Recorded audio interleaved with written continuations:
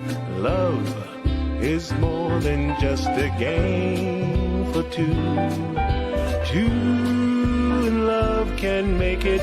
Take my heart and please don't break it. Love was made for me and you. Hey, welcome to WBGR Sports Network and the Tom the Bomb Sports Talk Show. And this is the day that the Lord has made. We will rejoice and be glad in it. If you don't think it's a great day, just try missing one. And we LOVE love sports on the Tom the Bomb Show. I'm your host, Tommy Wood, and I got another fantastic show for you today. As usual, we want to thank God for the things that he's doing for us in the new year. Of course, our theme for 2024 is the year of fixed purpose. We are now talking about the year of fixed favor as well. Proverbs, it's out of Proverbs 4:25, and it talks to us about that when you keep your eye on the prize, and the prize is the word of God, that it will allow you to ignore life's daily distractions. And that's all the enemy trying to do is get you off the word. The word says that he comes for the word immediately, like a thief in the night. But if you just stay focused and keep your eye on the prize, it's going to allow you to ignore life's daily distractions. Hey gang, listen, Tom the Bomb is on YouTube now. Do me a favor, just all you can do is put Tom the Bomb Sports Talk in the search bar and the Tom the Bomb Show will pop up. Do me a favor, look, if you're watching the show on Facebook, do me a favor and go to YouTube and subscribe. It'll really, really help Tom the Bomb out. I really, really appreciate that. Hey guys, last week we had our poll question and my bad. Please forgive me. Tom the Bomb didn't give you the answer to last week's poll question. So trivia question. So I got to start off with last week's because I didn't give you the answer. So if you guys remember, last week's poll question, trivia question was neither Serena Williams or Venus Williams played in, what was the last year that Venus and Serena Williams was not at Wimbledon? Basically, that was the question, and it was multiple choice. The answers was A, 1994, B, 1996, C, 2004, or D, 2006. The answer is B, 1996 was the last year that Venus and Serena Williams were not involved in Wimbledon. So that was last week's poll questions. I didn't give you the answer. The answer was B, 1996. Well, we got a poll question for today. Our poll question for today, and Corey, as soon as you can, let's get that picture up. The poll question for today is, why isn't Wilt Chamberlain being considered as the GOAT? Now, you look at this stat line from March 1968. He's got 53 points, 32 rebounds, 14 assists, 24 block shots, and 11 steals in one game. Now, they've been making a big fuss over Angel Reese double-double streak. Come on, man. 53 points, 32 rebounds, 14 assists, 24 block shots, 11 steals.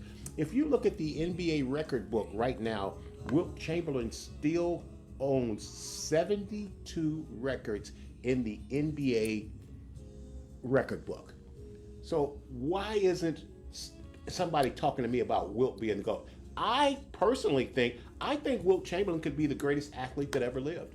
You know, you're talking about a guy that's 7 feet, 300 pounds, can outrun Jim Brown, hurdle, high jump.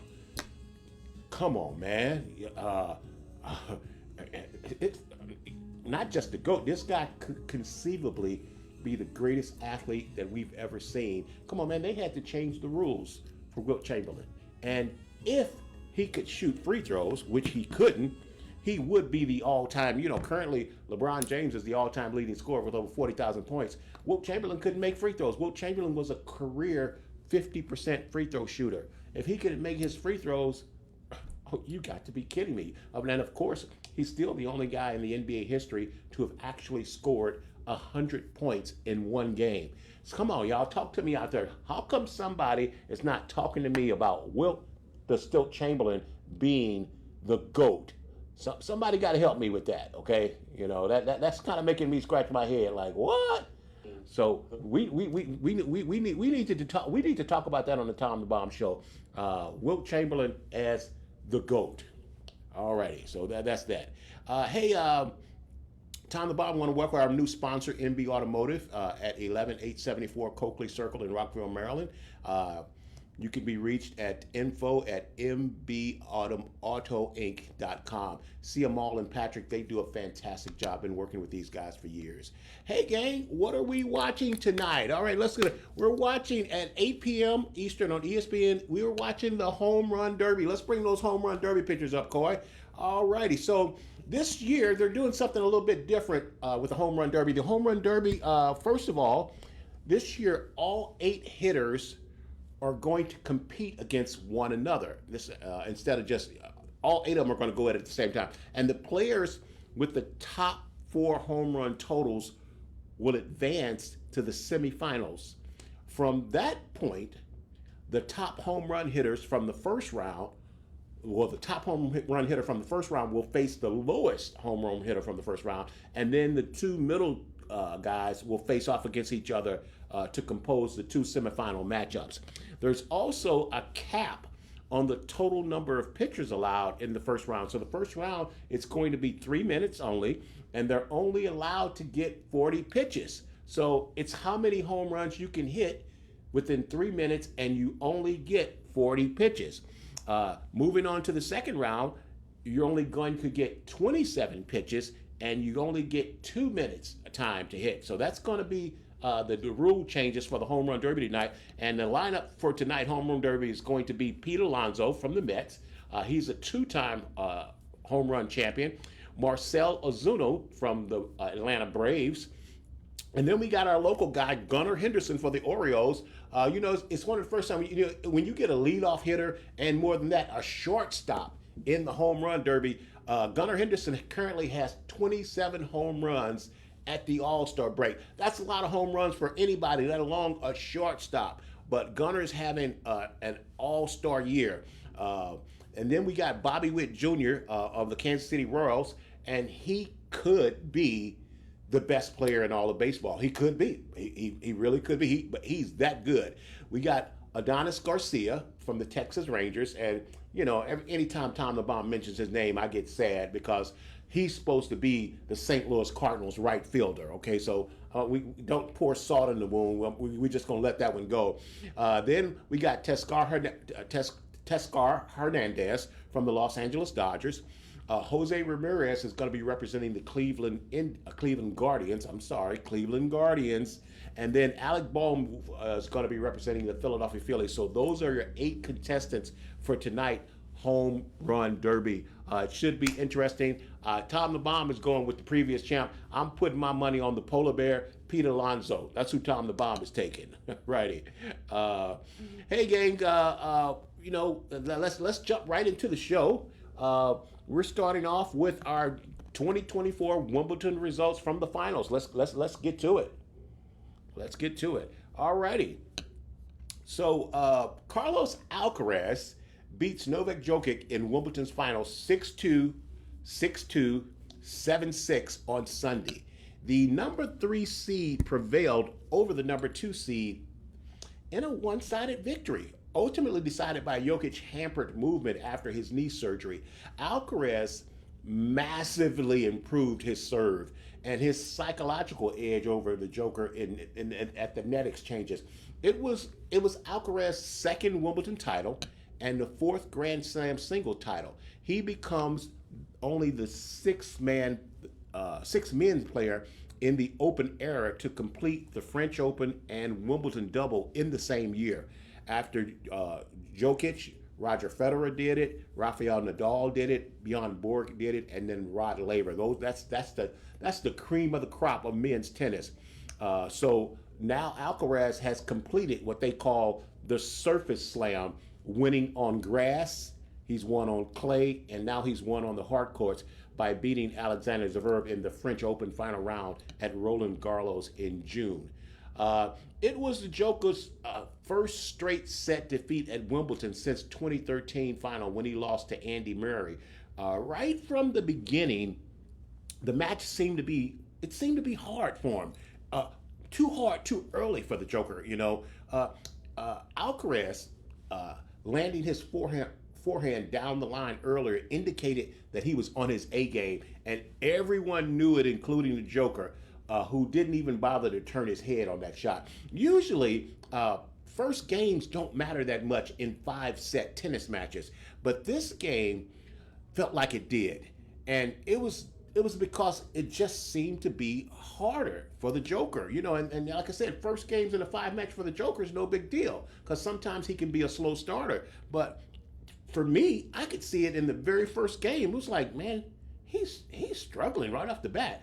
Alcaraz was masterful at the art of playing an injured player. Listen to this: the art of playing an injured player.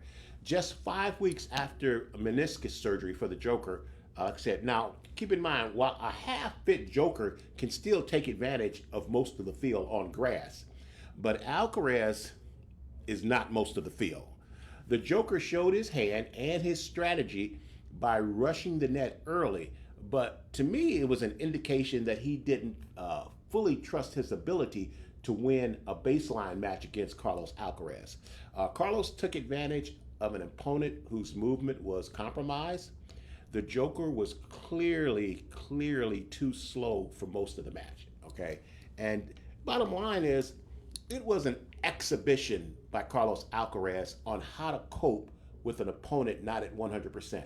He made the Joker dig for volleys and he hit nice passing shots when the Joker charged the net, and he was dropping shots just over the net, just above the tape, over and over and over again, and the Joker kept missing. He made him bend over, on his toes, and Alcaraz basically put on a performance of controlled aggression. It demonstrated the exceptional maturity of the 21-year-old, and it was. And so here's the thing: like I said, even with the Joker being injured, he could handle most of the field, but not Alcaraz. But what I'm wondering is it more of a case of a 37-year-old going against a 21-year-old? And I think that's part of it. I think part of it that is yes. But like I said, I really think that the injury, this was a mismatch with the Joker coming off the injury. I don't think a lot of people even thought the Joker would make it to the final. I think we had talked last week about the hopeful matchup between Sinner and Alcaraz, but Medvedev got in there and upset that and beat Sinner. So so he ended up never facing Sinner. I think, like I told Kimmy last week, that was the match that I think everybody wanted to see, was Alcaraz versus Sinner. But Sinner got knocked out by Medvedev, and then Alcaraz beat Medvedev, and then the Joker ended up making it into the final. But like I said, it was the masterful art of playing an injured player, and man, it was just like I said. The Joker tipped his hand early. He was charging the net, and I like the fact that Alcaraz wasn't rushing things. He wasn't trying to hit the perfect shot right on the line. He just hit nice, easy passing shots.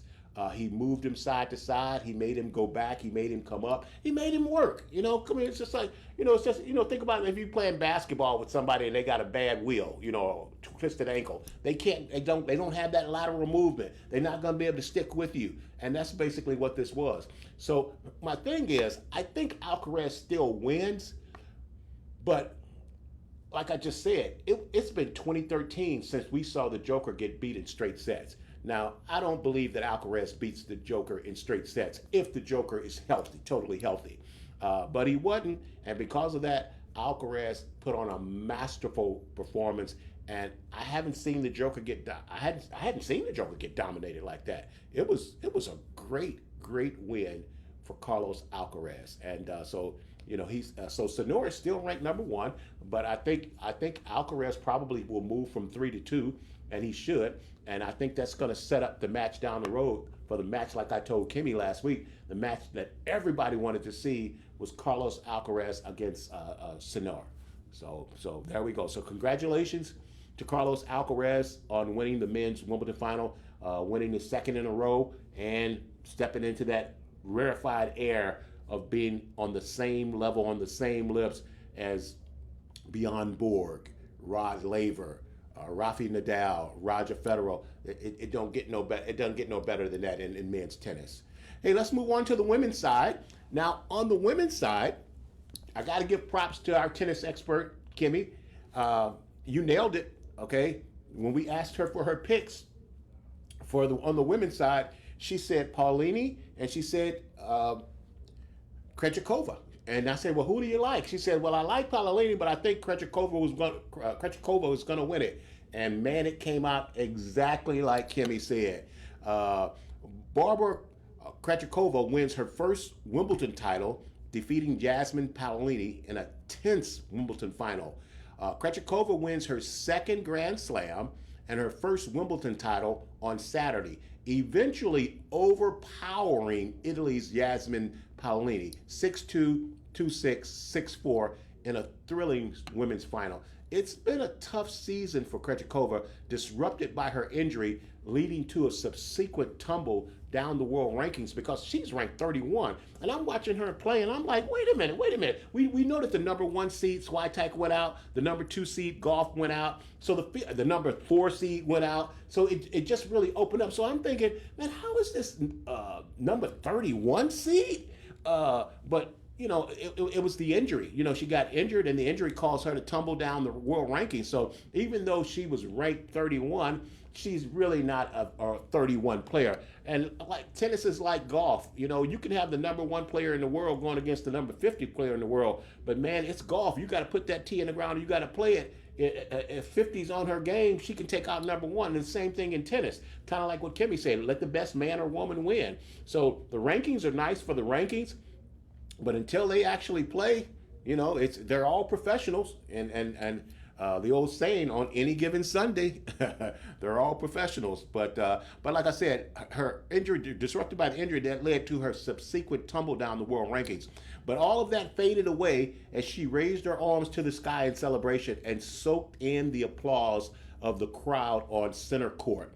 Her experience as a seven-time Grand Slam doubles champion and the 2021 French Open champion in the face of Paolini's spirited game. Paolini, playing in her second consecutive Grand Slam final, dragged the match to a deciding set and fended off 2 championship points before Krejcikova sealed the victory on her third attempt, sparking an emotional celebration. Before this year, Paolini had never won a match at Wimbledon, but even with her meteoric rise this season, her presence in the final was not entirely unexpected. Although she made history as the first Italian woman to ever reach the Wimbledon final, it was ultimately another heartbreak for the 28-year-old, coming up just a month after she lost the French Open final, falling to Iga Swiatek in straight sets. Krejcikova got off to the best start possible by breaking Paolini in the first game before consolidating that break with a hole to love. Although Paolini stemmed the tide, holding in a mammoth game that featured 4 deuces, but the onslaught by Krejcikova just kept coming and coming. Her powerful ground strokes piling the pressure on Paolini, who often found herself several steps behind the baseline or off the court. Krejcikova sealed the first set in just 35 minutes. She looked in control for an easy win. But Paolini began the second set with a fresh injection of energy, and the entire complexion of the match changed, employing a more offensive approach as she broke Krejcikova immediately and raced to a 3-0 lead. Krejcikova's powerful first serve and ground strokes had dominated the first set, but it was Paolini's exceptional movement that dictated play in the second, allowing her to stay in the match and win some points that seemed to be obviously lost. But hey, she just had too much game for her. Unlike the men's matches, not like they were injured, she just had too much game for her, and it seemed to me like Paolini played into Krejcikova's strength, and she ran into a buzzsaw. She ran into a buzzsaw, and hey, that was that. So it's and like Paolini said, this is a great. Even being in the Wimbledon final, she's the first Italian woman to do that. She talked about how she watched these matches on TV as a kid, and so it's still even though she didn't actually win the title, I think it's still a win and a good building platform for Paolini. Congratulations to Krejcikova. She defeats Paolini, and hopefully she's over her injury and she's back on it. This was a great personal win for her because her teacher, who recently, well, not recently, passed of cancer, had also won Wimbledon in, I believe, in 1998. So this was a very, very emotional win for Krejcikova. So congratulations to both of the ladies. Congratulations to both of the guys, Carlos Alcaraz. I believe that the Joker will be back. I'd like to see that matchup again with when the Joker's more healthy. But Alcaraz took advantage of him. So, hey, man, that's our Wimbledon update for 2024. We're looking forward to next year. It was a great, great series. Hey, look, we're going to take a break, and then we're going to be right back. And when we come back, we're going to be talking some NFL football. NFL football. Playoffs? Playoffs? Well, not exactly the playoffs, but NFL football. We'll be right back. When it comes to cost and quality, you simply cannot do better than Window Nation. For about half the cost of national brands, you get equal if not better quality, saving you thousands of dollars. Right now, get 2 free windows with every 2 you buy. There's no limit. Plus, put no money down, make no payments, and pay no interest for 24 months. Get a free in-home estimate and we'll give you a free gas card. Go to windownation.com for additional details or call 866-95-NATION.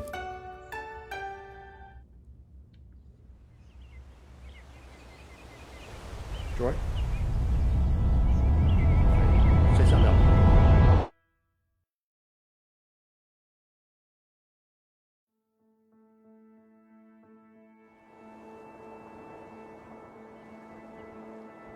Sheltered by the Sea of Cortez, Danzante Bay is a pure and peaceful oasis, an uncrowded retreat where your options are as vast as your views.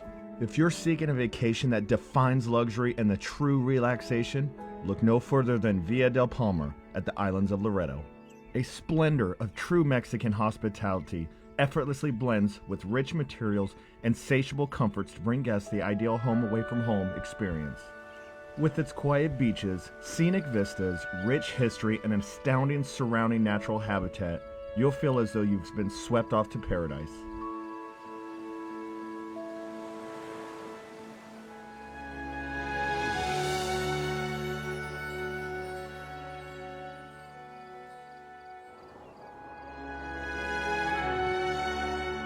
Not to be outdone, Reese Jones has crafted TPC Danzante Bay, a brilliant, multi-themed 18-hole golf course that runs over and through valleys, arroyos, dunes, and foothills. From every angle, striking images of the islands of Loreto and the surrounding mountain range take your breath away, while the challenging yet rewarding Baja Golf Course beckons you to return for more. It is an honor and my pleasure to welcome you to the world's most beautiful sunset and so much more.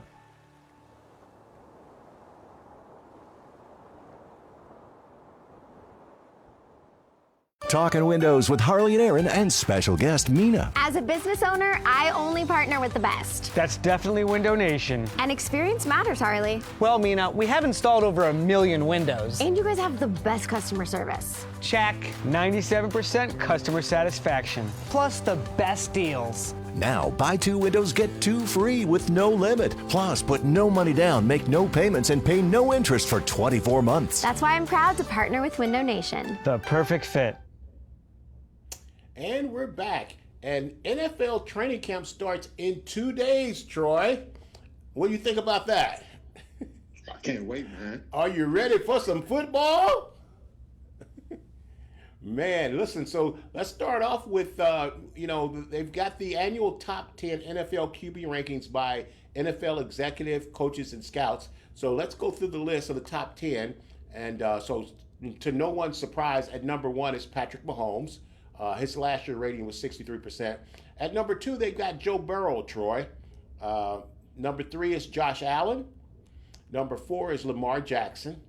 Number 5 is Matthew Stafford. Number 6 is Justin Herbert. Number 7, they've got C.J. Stroud. Number 8 is Aaron A-Rod Rodgers.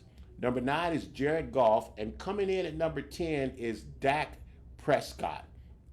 So first of all, let's start about what do you think of this top 10 list, Troy? It's pretty accurate.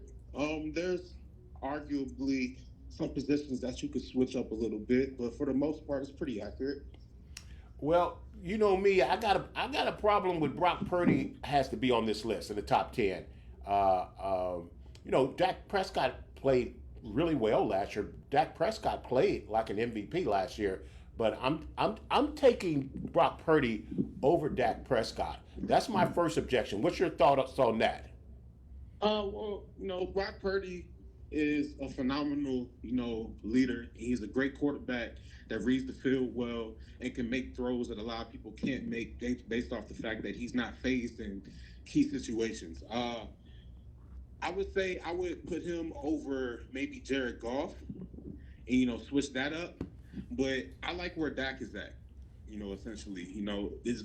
I know that Brock Purdy has proven more for his organization in a less amount of time compared to Dak.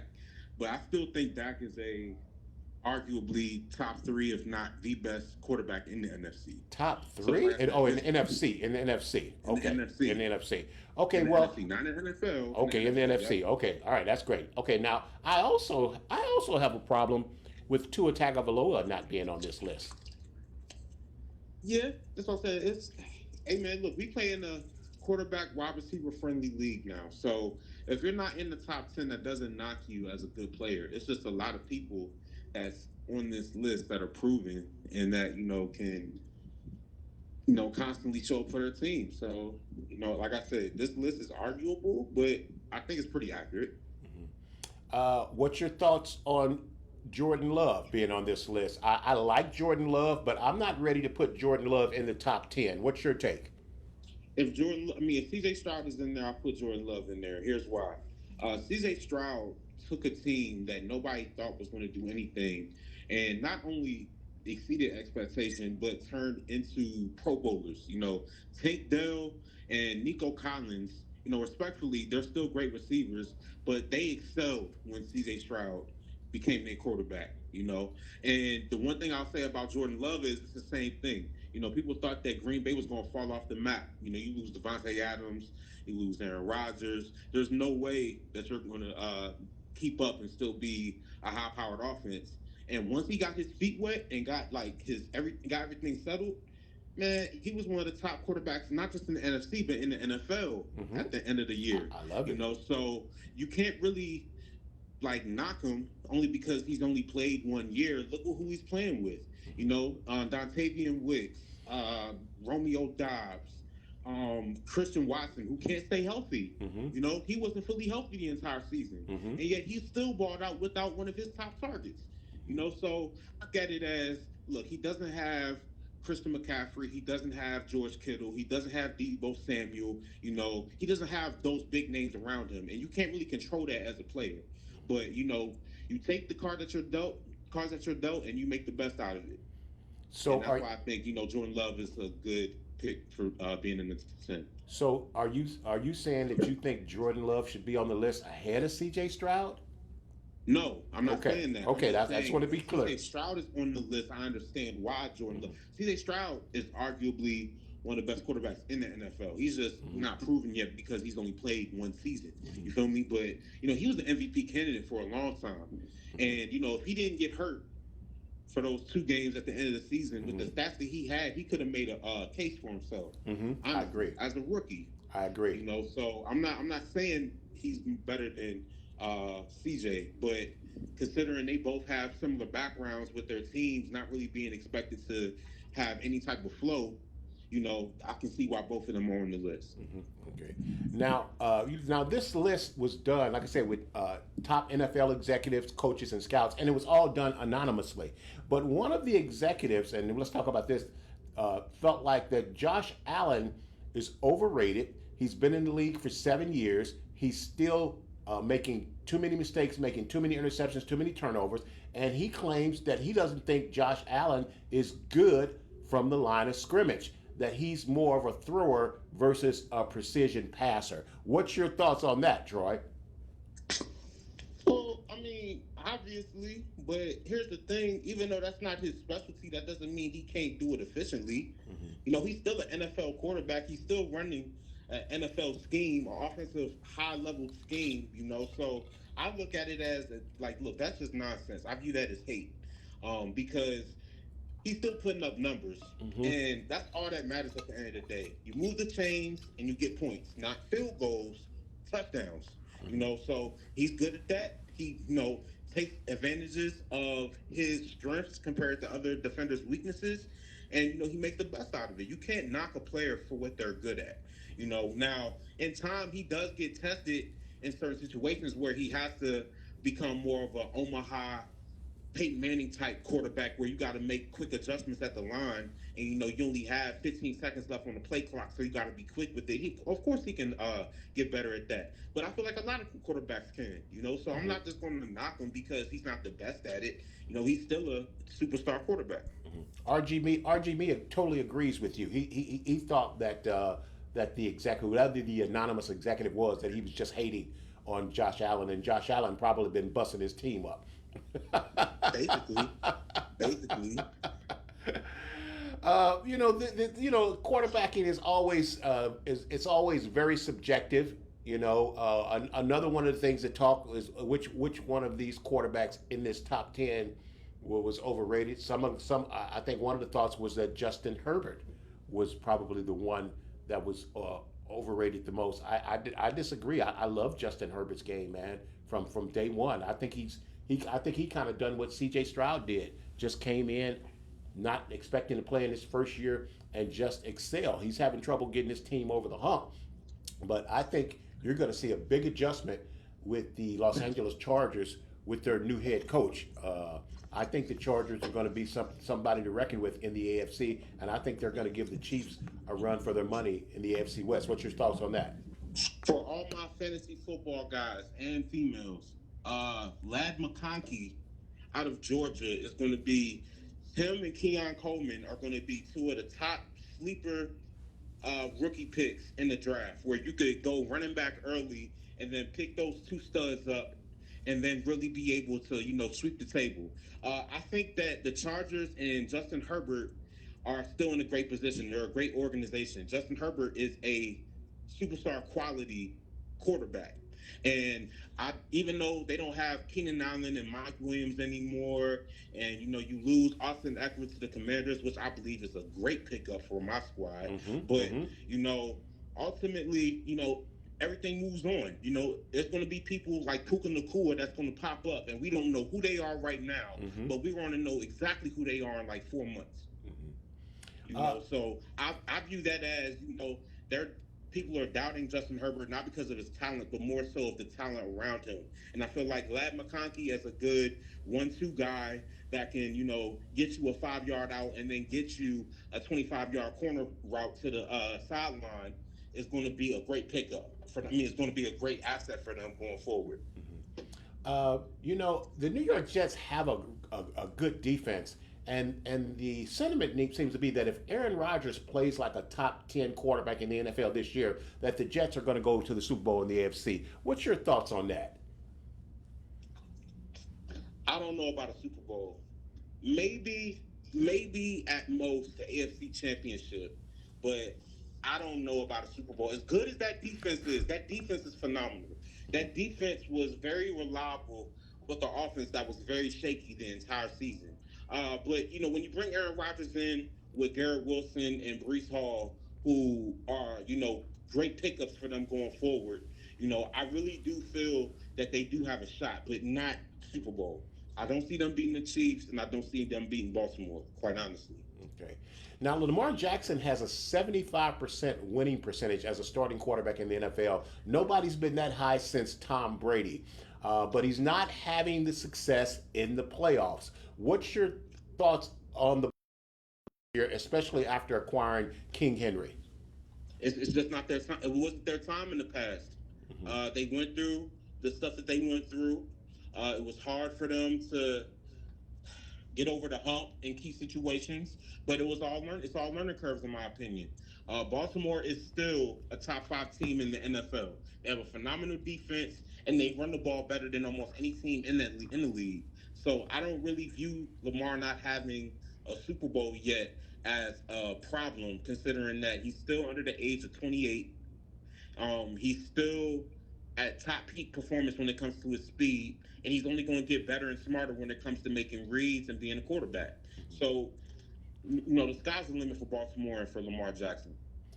You know, today is July 15th, 2024, and I have some sources to tell me that think that the NFL is still fixed, that the Kansas City Chiefs winning the Super Bowl was a fixed thing. We were if I can take you back to the Ravens Chiefs playoff game where the Ravens had, I think, 6 yards rushing in the whole game, and they had been running the ball all year. I've had some sources tell me that the fix was in, and because of that, that this year, that the Baltimore Ravens on July 15th are going to win the Super Bowl this year. The Baltimore Ravens. What's your thoughts on that? That's not Tom the Bomb saying that, but what I'm hearing is that the fix has been in. And you said something interesting. It made me think of that because you said it just wasn't the Ravens' time. Okay. Well, what I'm hearing is this year is the Ravens' time, and no matter what, the Ravens are going to win the Super Bowl. What's your thoughts on that? Well, it's hard to prove conspiracy, so it's hard to chime in on that, quite honestly, because I just personally don't know, and I'm not going to act like I know. But one thing I do know is that the play calling didn't make sense in that game. And the fact that it didn't make sense is what's concerning, considering that they're a very, how do I put it? They're a very mature team, and that they know their game and they don't play outside of their game. The fact that they did it going to the Super Bowl, that's a little iffy to me. Okay. All righty.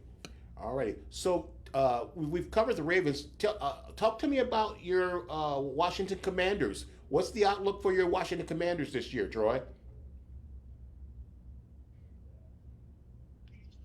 I'm sorry, just give me 1 second. I would say for the Commanders, it's still a rebuild year. We still have a lot of talent.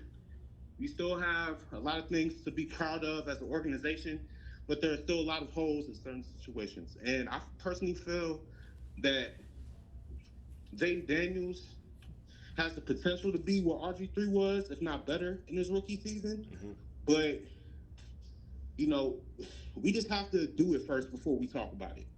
And I'm not going to get my hopes too high for a team that constantly puts themselves in a position to win and then messes up at the worst time possible, And every year I feel as if it's our time. We can really make a splash. We can really do something in the NFC. And, we just don't show the same energy every week. So until that happens, I view them as like a 9-8 team. Maybe 10-7 at best, but nothing more than that. So I can't get you to fall for the okie doke, huh? You ain't jumping off the wet bridge yet, huh? Man, look, I'm about to be 30 in a few months. I've seen a lot in my days, and over time, when you experience nonsense, you just take stuff for what it is, man. Well, as a non-Commander fan, I'm actually excited about what's happening for the Washington Commanders. And I think they're going to be better than what people think. Here's one thing I will say. The fact that we turned our linebacking corps around so drastically is something that I'm super proud of. When I played inside linebacker. I played Mike linebacker. So seeing Bobby Wagner and Frankie Louvu and all these other guys that they picked up, and then you're going to pick up that kid out of Temple in the 5th round who's an absolute killer. I love the identity that we're setting. It's going to be a difference when it comes to setting the tone on defense, and I'm here for that. But like I said, I need to see it first. We have a lot of pieces, we have a lot of talent. Like I said earlier, Austin Ekeler, I feel like is the best pickup we've made the entire offseason in a long time, and I feel like he's going to be such a blessing for Jaden Daniels on 3rd and 8, 3rd and 11. He's going to be that guy that can just keep possessions going, and that's what we need. Washington's going to love that guy. I think he puts me in reminiscence of when Ernest Biner came over from Cleveland to Washington and just kind of did everything well. I think that's what they're going to get out of Austin Ekeler. He's very much going to remind me of Ernest Biner in his prime.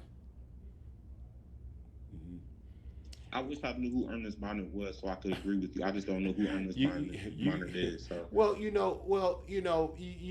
can't remember when the Washington organization was good because you was born in '94, and they haven't had a good team since '91.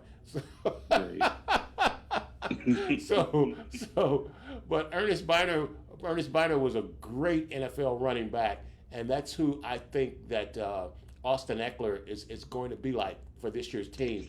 Trust me when I say you guys are really, really going to like him. You're really going to like him. You got any what's your thoughts for this year for Joe Burrow?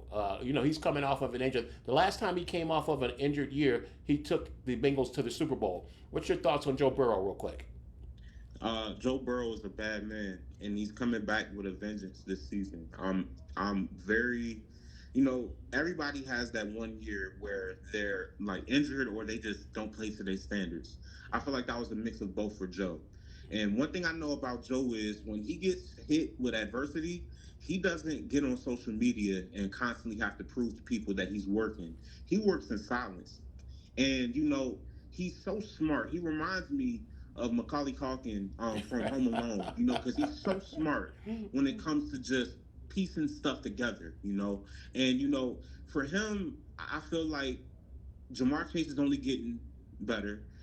They still have T. Higgins for the moment. I don't really know what route they're going to go with that. Yeah, he's still there. The point being is that he's good enough to make the people around him even better.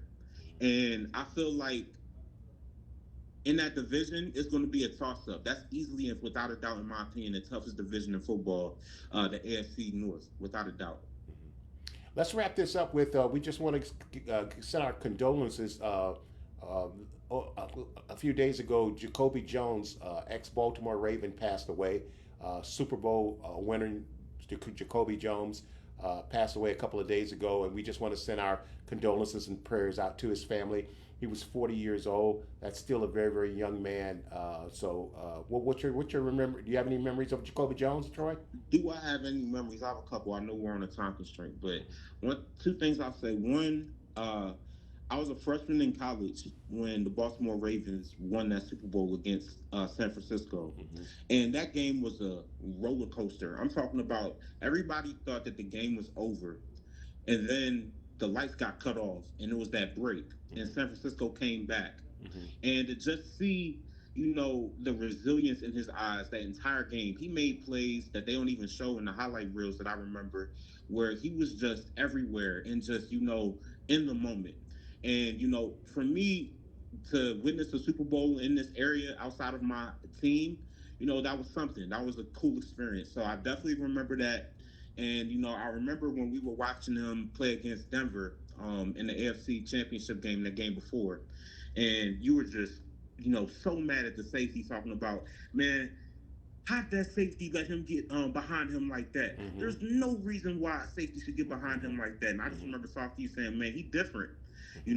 That brother got, breakaway speed. Mm-hmm. And, sports are just sports. But at the end of the day, there are people that I remember vividly that played football and basketball that aren't on this earth anymore that I miss dearly. And I don't even know them personally, but just to see them was a treat.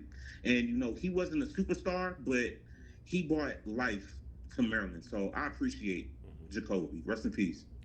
If I'm not mistaken, I think that was Pastor John Stevenson back there covering Jacoby on that play and let Jacoby get behind him. I believe that was Pastor Elder John Stevenson. John, I ain't got nothing to do with this. I ain't got nothing to do with it. I tell you what, that 108-yard kickoff return broke my San Francisco 49ers back in that Super Bowl that he did. He had that kickoff return that really turned the tide for the Ravens. So yeah, yep. Great football player. Hey, look, let's move on we'll talk a little NBA. Let's talk a little bit about Bronny James NBA Summer League. Let's roll with that, Coy. The Summer League is not necessarily going, I think, the way that Bronny thought it would go. I think with the execs, the new head coach, J.J. Redick, the GM there watching, it's him playing against NBA caliber players, and this is summer league, so the most of the players they're rookie players, and I saw something that was a little disturbing because there was a college coach, a Gottlieb, and he was talking that this guy can't make my college team, and I was talking with Dr. Lauren, and she was saying, well, this young man is under more scrutiny than any rookie that may have come in the league since his dad. So I get that. I get that, but he's having some trouble. Have you followed any of it, or seen even in his stats, or had the chance to see him at all? I've been following it slightly, not to the point where I can cover play by play, but I've seen enough, and it's bad. It's really bad. He's here's the thing. I think that I've said this last week. He's a project, and I don't want to make it seem like I'm only like sticking up for him because of who his dad is. But I said this last week. That man came off of a cardiac arrest the year prior. So if anybody's ever been through that and then expected to play at an NBA level, there's a lot of players that have gone through that and it just ended their career point blank. So I applaud him for even being back on the court. But with that being said, there's a lot of guys out here that didn't get drafted that are better than this guy at the moment. There you go. At the moment, that I want to make that clear. At the moment, right? And even though, he's a couple years away from even being relevant as a role player for this team. I agree. I believe that once he does, he's going to have people's names written out on a notebook, and just constantly remind himself of all he went through during this time. And then I feel like that's going to wake up a monster with his younger brother coming into the league, who I feel like is definitely going to be the chip off the old block, considering that he has the body structure of his father. Bronny is 6'3", his dad is 6'9". You get what I'm saying? Right. Like, they play two total different positions, and we are in a point guard dominant era. This era has provided Steph Curry, Allen Iverson, Kyrie Irving are the three culprits, in my opinion, that have made the culture of what basketball is today for a point guard. Everybody wants to be a point guard. So I feel like there's a lot going on. He has a lot to overcome, but yeah, he's not ready right now. I definitely think that right now that Bronny's a G League player, and they're going to have to send him to the G League. And my only thing, and I have no issues with that. I have no issues with them being a project. I really don't. And I'm even okay with the Lakers taking him. What I'm not okay with him is taking him with the number 55 pick, 55th pick, because at the 55th pick, that's a guy that can play really good basketball. So why would you take somebody that's got to go into the G League with your 55th pick? And that was my only thing. I thought the Lakers still could have drafted him, just not at 55. Well, here's one thing I'll say to that. I want to talk about a guy by the name of Emoni Bates. He plays for the Cleveland Cavaliers G League team, and he was out of Eastern Michigan. He only went to Eastern Michigan because of stuff that happened prior to him coming to college. But he was a McDonald's All-American type player, And one thing I'll say is that he's a complete bucket in the G League. And he was drafted by Cleveland in the early second round, if I'm not mistaken. So considering that he's still in the G League producing, but was taken earlier than Bronny, there's a lot of guys that are in a similar situation in that setting. Okay. Where they're getting drafted in the second round, but they're not even making the team. I remember I was watching ESPN 2 days ago, and I think it was Grant Hill. Well, I can't remember. But anyway, he was basically saying that there are guys here that's going to score 30 points a game and not make an NBA roster. The NBA is all about finding guys that are good role players and being good pieces to the puzzle. Defense, can you hit a spot of three? Can you rotate? Can you speak them? Can you communicate well on offense? Those are the guys they're looking for. They don't need a guy to score 30 points. They have plenty of guys in the league that can already do that.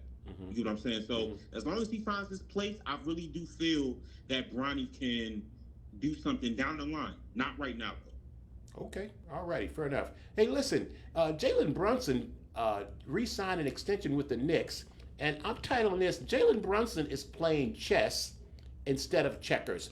Jalen Brunson re-signs an extension with the Knicks and leaves a ton of money on the table. Brunson signed for 4 years at $156.5 million. If he had waited until next offseason, he could have made up to 58% more than what he actually signed for, which would have been a projected 5-year deal at $269.1 million. That was the max deal as an unrestricted free agent. And Jalen Brunson was going to get the max deal, whether it was with the Knicks or with anybody else. So basically, that's $113 million for the Knicks to make additional moves now. Now, I said Jalen is playing chess instead of checkers.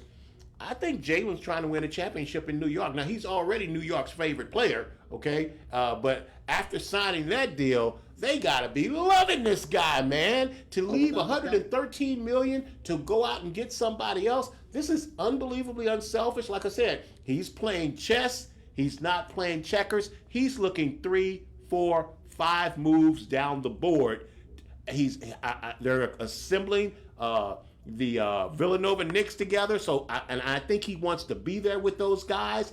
And man, I think New York is onto something. What's your take on Jalen signing this deal? Because we never, ever, ever see athletes take less money voluntarily.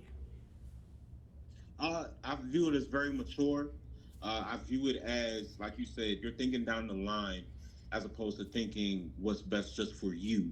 You know, you're thinking about, okay, if I want to have a legacy of saying I have 2 rings, I have to go out and make sure that I have the team around me to do that.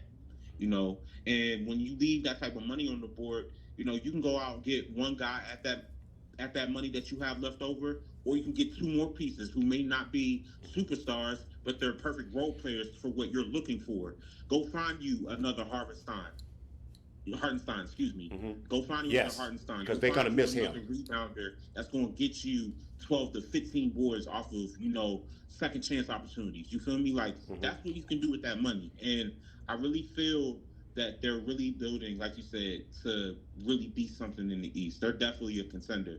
My only issue is, can you stay healthy? That's the only thing that concerns me about them. I really don't admire Tom Thibodeau, but I understand his philosophy. And, you know, it's great when it comes to putting up numbers and putting them in the spotlight, but you got to be able to run this marathon. You can't gas out on the last leg.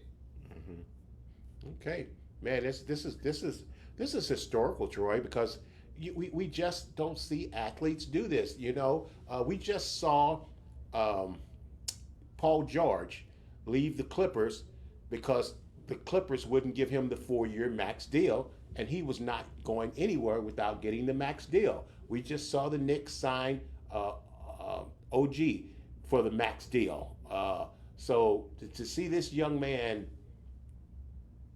leave $113 million on the table, man, that's that. And you know what? What I want to say this is, we talk the real world. I know people, I know friends, people I've talked to. They've taken jobs because the jobs paid more money, but it really wasn't the right job for them. It was another job, but they couldn't turn down the money, so they take the job with the money. And it almost always never seems to work out. Man, there's something to just knowing where you need to be and finding a place that you can be comfortable and happy with. And I think Jalen Brunson is very happy with the Villanova Knicks right now. You know, he's sowing a good seed, I'll tell you that. Because it also shows, you know, the people around him that, look, like I said, I'm not just thinking about myself. I want everybody else to get an opportunity. I want to be able to, you know, make this happen. And here's the thing, too. He's still getting a big amount of money. Let's not act like that's a small amount of money that he's getting. He's still getting Wait a minute. Wait. You mean he ain't like Latrell Sprewell, who says, I can't live on $14 million a year? Yeah, that's crazy. That's absolutely insane. Man, you know, I can't live on $14 million a year. That's But it's some people with that mindset because once they get the money, they're thinking about how to spend it. They're thinking about themselves. They're thinking, it's okay to be selfish about yourself. There's nothing wrong with that. But at the same time, it just goes to show where your morals are at. If you're a true team player, if you're a true about wanting to just be a winner, you got to sacrifice some things. But here's the thing: you're sacrificing that money that you could be getting. He's going to make that on endorsements, like total alone. So ain't nothing to worry about. Yeah, people of New York, I think, will pick him up. Hey man, that's because hey Troy, thanks a lot for joining us. We're gonna wrap up the show with some baseball. I don't know, you want to stick around for baseball? No, you got it, man. I'll talk to y'all later. All right. Appreciate y'all having me. Thanks, Troy. Much love. Alrighty. Peace.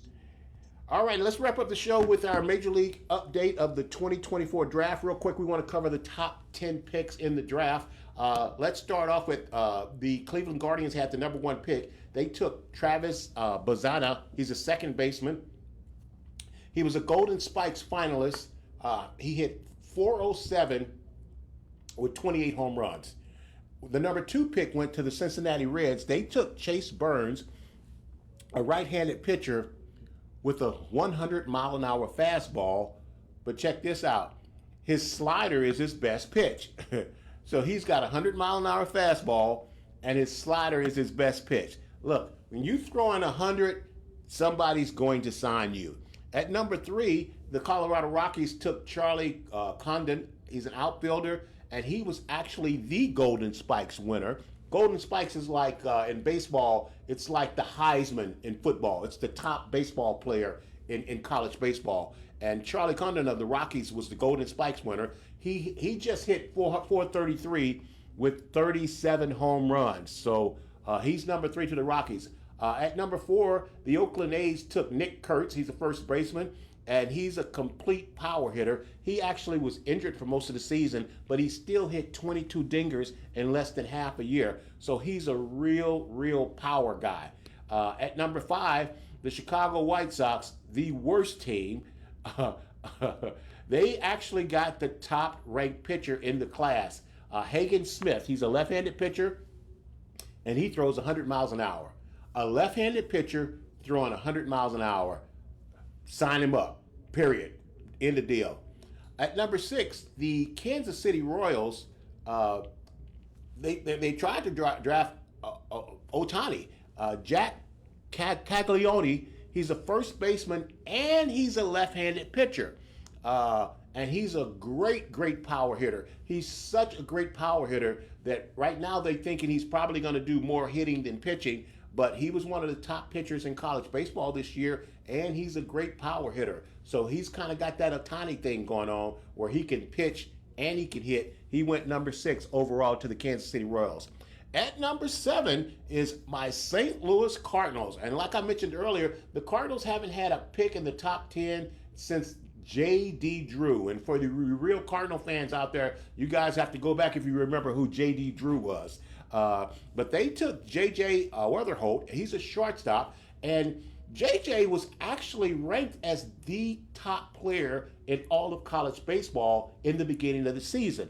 He had some hamstring issues, and he missed a good portion of the season, which is why he didn't by the time the year is over. But before the season started, he was ranked as the number 1 player, and he basically falls. The Cardinals have Mason Wynn, who's a great-looking young shortstop. So it's not like the Cardinals need a shortstop, but you can't pass up talent like this when it falls in your lap. He's the top pure hitter in all the class. He's a 4-2 player. He hits for power. He hits for average. He's a shortstop, so he's a great defensive player. And he's got speed. He's got wheels. He can steal bases. He's not a 5'2" because he plays shortstop, but his arm isn't that 5'2" where you want to classify a guy as a 5'2" player because he's got the strong arm as well. Like I said, Mason Wynn looks like he's going to be the guy at shortstop for a while. So look for J.J. Weatherholt to possibly be the St. Louis Cardinals' new second baseman because he's that good. He's a left-handed bat with pop. He hits for average and power. I'm thrilled with this guy literally falling into the St. Louis Cardinals' lap. At number 8, the Los Angeles Angels took Christian Moore. He's a second baseman, and he's the all-time home run leader at the University of Tennessee. Tennessee plays baseball. They play baseball in Tennessee. And for this young man to be the all-time home run leader, that means he's got pop. At number 9, the Pittsburgh Pirates take Connor Griffin. He's a shortstop, and he's the first high schooler off the board. And he might have the most upside to any player in this draft. He comes from a school out of California, and all they do is turn out major league players. That's it. They just turn out major league players. So Connor Griffin, shortstop for the Pittsburgh Pirates. And then at number 10, our Washington Nationals took Seaver King. He's also a shortstop. He's a good hitter, and he's a good overall player. He kind of does everything well. Not one particular thing great, but he does everything well, and he's a solid pick at number 10. But what I want to close the show out and finish with is the number 15th pick in the draft. The number 15th pick in the draft, now work with me on this, is Jurrangelo Cijntje, okay? And the Seattle Mariners took Jurrangelo with the number 15th pick of the draft. Nat Wood. Jurrangelo is a switch pitcher. What you say, Tom the Bomb? He's a switch pitcher. He's ambidextrous. He throws 95 miles an hour with his left arm, and he throws 99 miles an hour with his right arm. This guy pitches with both arms. He's a Corocan native. He's naturally left-handed, who trained as a child to throw right-handed so he could be a catcher like his dad, Michelangelo, who was also a professional ball player in the Netherlands. Cijntje's right arm soon caught up with his left arm and eventually surpassed his left arm in speed. The Major League scouts, he's 5'11", and the comparison that they're making to him is to Major Leaguer Marcus Stroman, who's currently a pitcher in the major leagues right now. But, you know, Nat Wood, what do you think it is? He's ambidextrous. He throws left-handed and right-handed. Nat Wood, you know what that's about, right? Left-handed and right-handed. Yeah, I know. I know you told me. But this, to me, this is the most intriguing pick in the draft. This young man pitches left-handed and he pitches right-handed. Now, the rules in the major leagues is before the batter comes up, the pitcher has to indicate whether he's going to be throwing left-handed or whether he's going right-handed. He can't switch up in between pitches unless he gets injured. If he gets injured, then he can switch to the other side, but he cannot go back to the side where say if he's throwing left-handed in an inning to a batter and he hurts his left hand, then he can throw right-handed, but he can't go back to the left if it's for an injury. So just before each batter, he has to decide whether he's going to be pitching left-handed or whether he's going pitching right-handed. My understanding is he's a better pitcher right-handed, even though he's naturally left-handed. So what he's doing, what my understanding is, he's picking and choosing who he wants to throw left to and who he wants to throw right to. But to me, this is the most intriguing pick in the draft. We've never seen anything like this. A legitimate guy that pitches with his left hand, 95 miles an hour with his left hand, and 99 miles an hour with his right hand. So that's, to me, that's the most intriguing pick in the draft. We're going to keep an eye on him. He's going to be fun to watch. Wishing him none but well. He also played in the Little League World Series. So it's interesting we see these young men, they play in the Little League World Series, and then some of them go on and make it to the major leagues. So, you know, he played in the Little League World Series, and now he's a major leaguer. So congratulations to all the guys that were drafted. Hey, man, that's our show for today, man. We didn't have a trivia question, but we did have that poll question. What do you guys think about Wilt Chamberlain being the GOAT, man? Come on, man. This is Mr. Record Book. It is what it is. Listen, guys, just remember, Tom the Bomb is on YouTube. So once the show finishes on Facebook, it automatically flips over to YouTube. So you guys can go to YouTube, put in Tom in the search bar, put in Tom the Bomb Sports Talk, and the show will pop up. And do Tom the Bomb a favor, hit that subscription button. Tom the Bomb really do that for me. I really, really appreciate it. Hey, man, For a dynamic, in-depth analysis and highlights of the Washington football team and DC sports and more, check out the Washington Sports Dens on Thursdays at 2 p.m. on WBGR with my main man, Felix Bassey. Hey man, time flies when you're having fun. We're out of time here, but we sure do thank you for spending your time with us. Listen, may the gates of heaven open and pour an abundance of blessings down on you where there won't be room enough to contain it. Remember, if you want it, you got to confess it with your mouth and believe it in your heart that Jesus died on the cross and that he rose on the third day, not a Thursday, just for you. Remember, darkness cannot drive out darkness. Only light can do that. And hate cannot drive out hate. Only love can do that. God bless you. We see you on this same bat time, on this same bat station. Hey, me and Coy, thank you. God say goodnight to Coy. We'll see you guys next week. God bless you. Check me out on YouTube. Tom the Bomb's on YouTube. And about to blow up. I'm the bomb and about to blow up.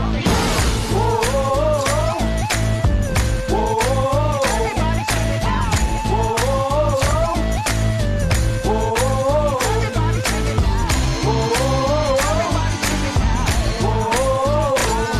okay, 1 for the money and a 2 for the show, but 3 to be a legend even if I'm cold. I ain't chasing nothing, you gon' have to catch me. And if you wanna taste, you gon' have to pay a fee. I'm the bomb and about to